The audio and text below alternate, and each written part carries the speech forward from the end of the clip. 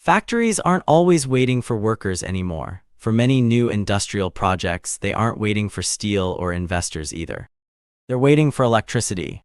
Across the world, billion-dollar factories, AI data centers, and manufacturing plants are ready to begin work. The financing is secured, the equipment is in place, but they still can't connect enough power to begin operating.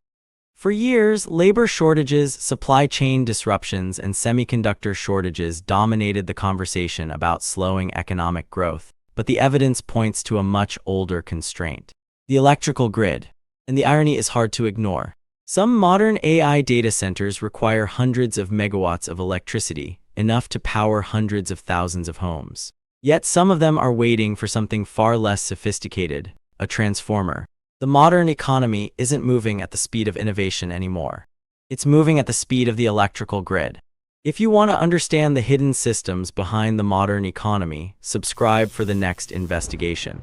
But for now, the evidence is hiding in plain sight. Let's begin the investigation. Let's follow the money behind a single megawatt of new demand.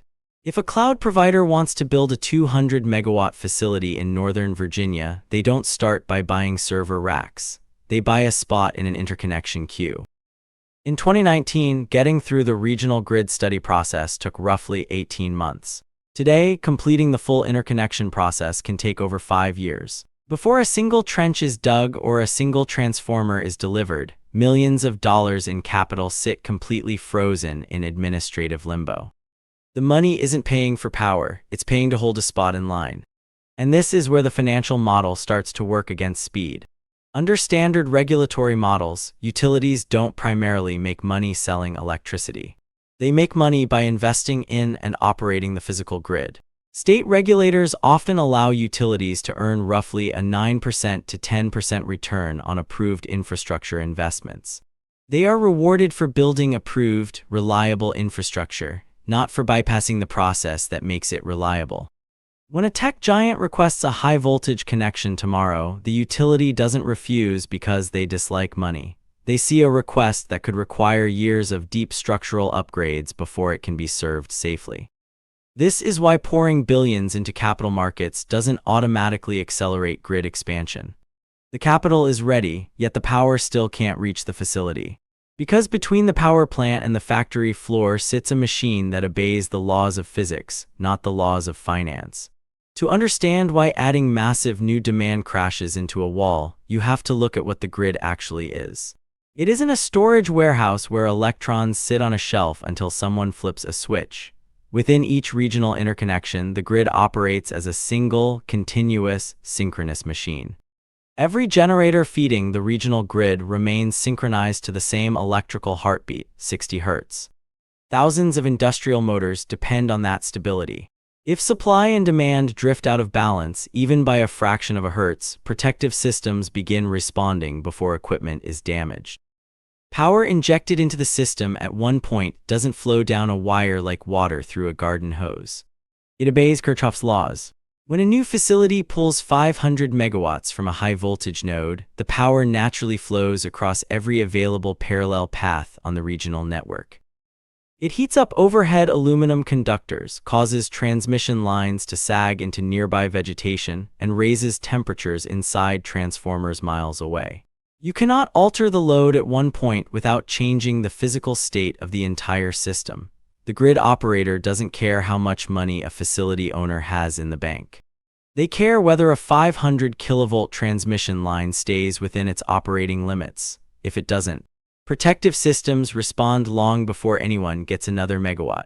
And at the dead center of this regional balance sits a single piece of heavy hardware that takes over 3 years to forge from specialized electrical steel. If that transformer fails, no software update or capital injection can replace it. When a utility places an order for a large power transformer, they aren't buying a product off a shelf. They are reserving years of specialized manufacturing capacity. Every transformer contains miles of high-purity copper windings and thousands of razor-thin laminations of grain-oriented electrical steel. This specialized steel is produced by only a handful of mills worldwide. Its magnetic grain structure must be controlled with extraordinary precision. Small defects reduce efficiency and shorten the transformer's working life. You cannot automate the core winding phase with software.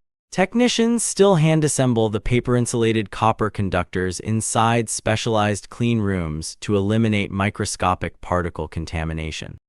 Once wrapped, the core sits inside a high-vacuum drying chambers for weeks simply to extract trace moisture from the cellulose insulation.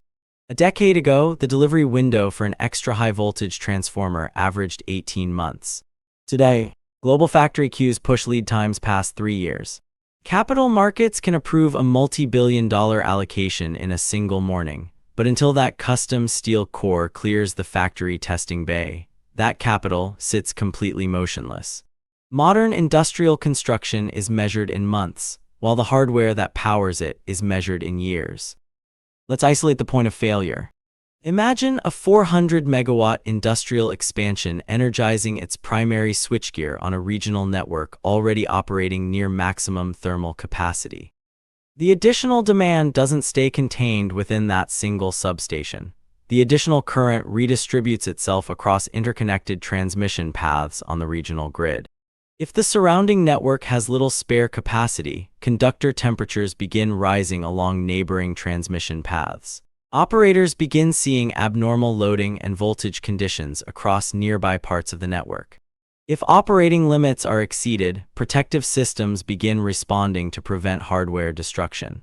In severe cases, operators must trigger emergency load curtailment contracts across the regional system.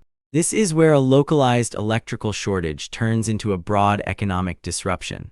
Before the new industrial facility even completes its first operational run, existing regional businesses can face mandatory power rationing. Manufacturing plants may reduce secondary shifts, cold storage facilities may dial back refrigeration loads, and some large industrial customers may be asked to reduce consumption. The grid operator isn't taking these actions out of policy preference. They are responding to a physical reality, which is, the transmission network has reached its thermal limit. What was planned as a multi-million-dollar economic expansion becomes a net loss for the surrounding region. A localized shortage in transmission headroom doesn't stay local. It silently restricts the productivity of an entire economic zone. The grid doesn't fail because it runs out of electricity. It fails because it runs out of room. When a regional transmission grid reaches its thermal limit, the engineering solution is straightforward: build another transmission line. In modern infrastructure development, adding 20 miles of transmission capacity is almost never a simple construction project. It is a decade-long multi-jurisdictional legal negotiation before a single shovelful of dirt ever moves. By this point, nobody is arguing that the transmission line is unnecessary because the utility wants it, the factory needs it, the grid operator supports it, the surrounding economy depends on it. The delay comes from coordinating hundreds of legal, environmental, engineering, and property decisions that all move on completely different timelines. A single contested easement can freeze an entire multi-hundred-million-dollar transmission corridor in court for years. Environmental impact studies must track multi-season wildlife cycles, while regional utility boards cycle through multi-year rate case hearings. You cannot compress a 5-year environmental review and right-of-way acquisition process by throwing more capital at it. The laws governing infrastructure don't accelerate simply because demand does. Capital moves at the speed of finance. Infrastructure moves at the speed of law and physical assembly. And until those two clocks move together, growth will always wait for the grid. If you isolate every variable in this investigation, the core issue isn't a failure of market demand. It isn't a lack of capital either, and it isn't a shortage of technological innovation. The real design flaw is structural.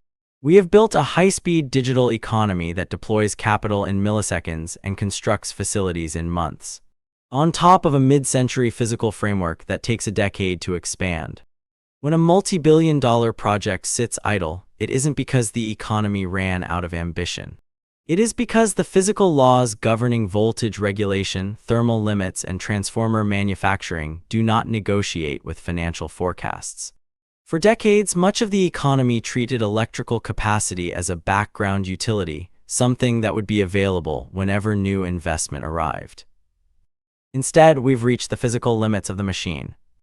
Capital builds the future, but the grid decides when it begins.